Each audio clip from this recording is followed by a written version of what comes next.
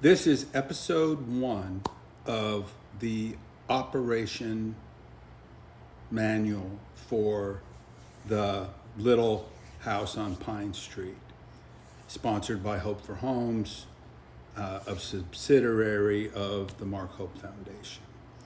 Now, this is an owner's manual, operations manual of a 3-person LLC that owns a house, and I've done several acquisition series and videos.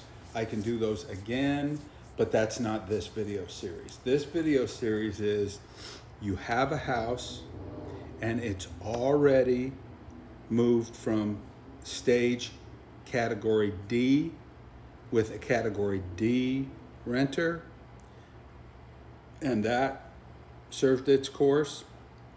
And now we've taken the profits from that rental experience and upgraded the house to a Class C level house. And we now have a Class C renter. And I will define those terms and have defined those terms in other videos, but I can do that again. But it's leveling up of our house as it grows into a profitable entity. And it has to do that because in order for the houses that we do to work, you can't put a whole bunch of money into it and expect the renters to just jump at paying $3,000 a month for a 3-bedroom house because you put in $300,000. And our metric is always 1% of gross or better. And that means if we bought a $50,000 house, it needs to rent for $500 a month. And that's the key. And that means if you pay $300,000 for a rental house, it's not going to pencil. It's not going to work. It's foolish. And then if you have debt on the house, then forget it. You are not going to win. So if you borrow money to get a $175,000 house that's in a $1,200 rental neighborhood and it should rent for $1,700, and you try to do that because of your loan, you're going to lose a house. Or you're going to rent it to somebody that's going to cook meth in it, because that's the only person that would rent a house for $1,700 if the houses go regularly for $1,200. I rent my houses for $1,000 in a $1,200 neighborhood, and I get the best renters, highest credit scores, best people, So anyway, these guys at this in this particular situation on the little Pine House, I'm not going to disclose their LLC, but they bought this little house for $50,000, and I think they put 10 in it, and I could be wrong. I think maybe they bought it. Well, I know that the inn was $17,000 each, so 17 times 3 is 30 plus 21, so 51. It was their inn, and they had a little prudent reserve left over. They did some repairs with that, so I think they did buy it for 40. They invested 51. There was a hole in the roof, and we had some minor repairs to do, and then we went ahead and rented it out to an Army veteran that was paying, $2,200 for a house somewhere in like Denver. I think we got him from Denver, and he had to have a roommate. He couldn't afford food, and then he moved to a little Oklahoma town into this house, and he was paying, I think it was a $795 house, and we gave him a $100 veteran discount, and we allowed him to have all of his dogs, which nobody else would do for this old guy, old soldier. And we paid a little bit of the price on that. I had 5 big dogs, and it kind of tore the place up. But we've got kindness in our heart for that and we knew we were going to renovate the house later anyways, but he's gone to the retirement home, and we're going through renovations, and we're taking it to stage 2, which means we're ripping out all the carpet, we're ripping out all the tile, and we installed luxury plank vinyl floors as a stage C upgrade. And some of those upgrades as they go along are, a full paint throughout, or new windows at one stage or the other, and the plank vinyl flooring, really allows the house to stay super clean.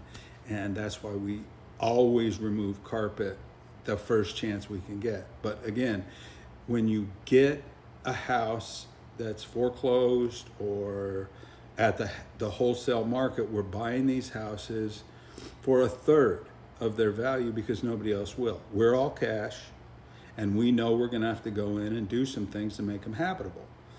And the first thing we do on a Class D property is we make sure that it's watertight. We make sure that all the mechanical works, air conditioning, heating, all that kind of stuff. We make sure that the foundation is good and the roof is good, again, for the water tightness, and that all the appliances work. And then we clean it real good, and then we find somebody that needs a home.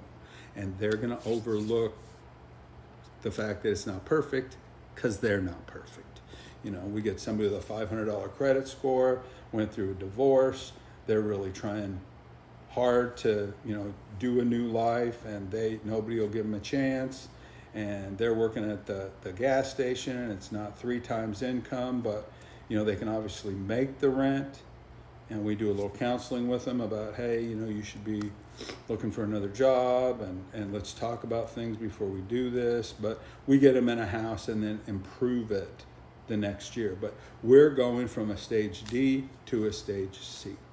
And the thing that we're going to talk about, and I'm giving you a little bit of a primer on where these guys are to let you know what I'm talking about.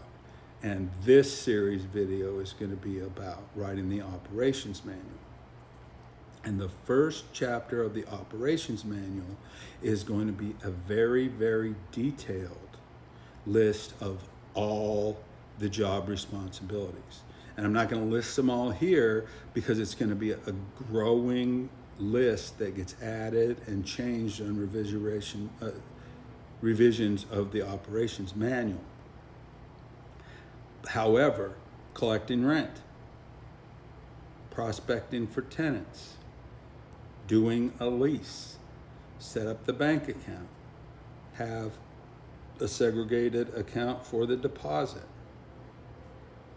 obtain vendors, and rent, do ads and then rent the house. And some of these things, it's easy to say, oh yeah, rent the house. Well, that includes probably 50 to 75 hours of talking to these folks on the phone, because we don't believe in just making them do an application and then we know we wouldn't rent to them, but they spend $35 or $40 on a Zillow application. We don't do that to them. We talk to them and say, hey, look, here's the 4 things. No evictions, no criminal background check problems. You need to have 3 times the amount of money that the rent is, and you have to have a credit score over 650.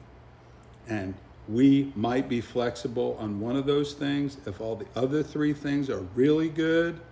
But if you have 2 of those things that are really bad, we're probably not going to take you, and we don't want you to, waste your time and money. But that takes time. And so we're going to talk about all the jobs, that are involved, and then we're going to make an outline, and we're going to put all of those jobs in 3 different sections: owner 1, owner 2, and owner 3. So that's the primer, and then I'm going to start going through some of the things as we get them categorized. But I love you, and you know why.